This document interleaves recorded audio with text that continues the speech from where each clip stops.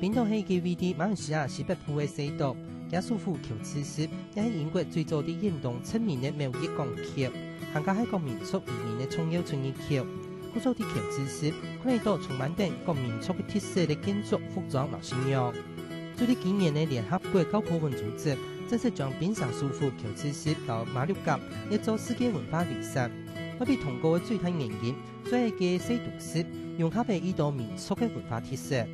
三大文明，中華文明、回教文明、印度文明，都在同一條街都可以看到那種活的遺產啊，活遺產啊，到今天都是大家每一個族群都是生活，雖然全部都是馬來西亞人，但是因為背景不一樣，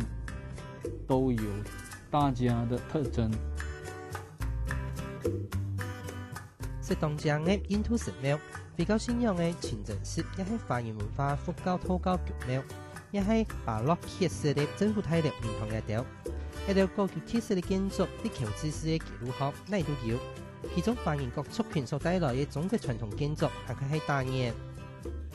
牆色嘅壁撒有蘇格蘭鐵嚟打造嘅香紅飄動，披着歐風琉璃門松花嘅樹嘅蟲嘅，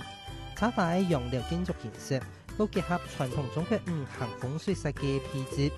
一棟一下專注洋雅博物館嘅洋料，係19世紀末嘅合適石礦甲，曾經過啲邊上嘅公司總部開資產。那個順行服飾店曾經過成組牌嘅政治家屬，撒喺倉屋呢度撥後代子孫拜祖先來起嘅公堂，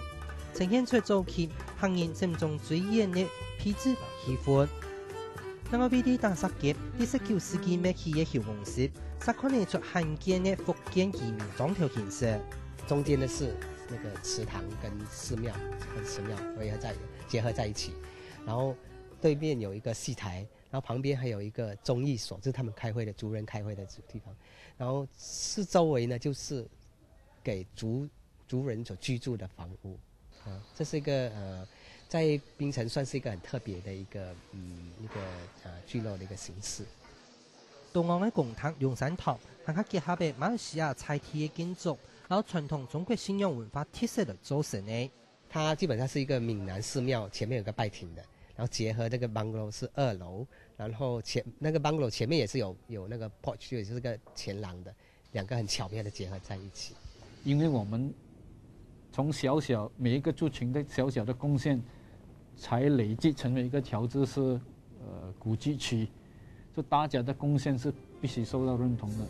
無論係簡單、現代、黃色、橙色，啲充滿歐式風格嘅記錄學出現中國式嘅體系，又也係啲傳統嘅中國建築度，可以到西式嘅裝飾雕琢。尤其是嘅記錄學，呢度係個民族嘅元素，衝突撒有協調嘅美感。橋刺市申請世界文化遺產成功，唔單止本日嘅移民都市認同，一老太太講，多種族國家多元文化要極寶貴。下個新聞馮音山陳卷面馬來西亞採訪報道。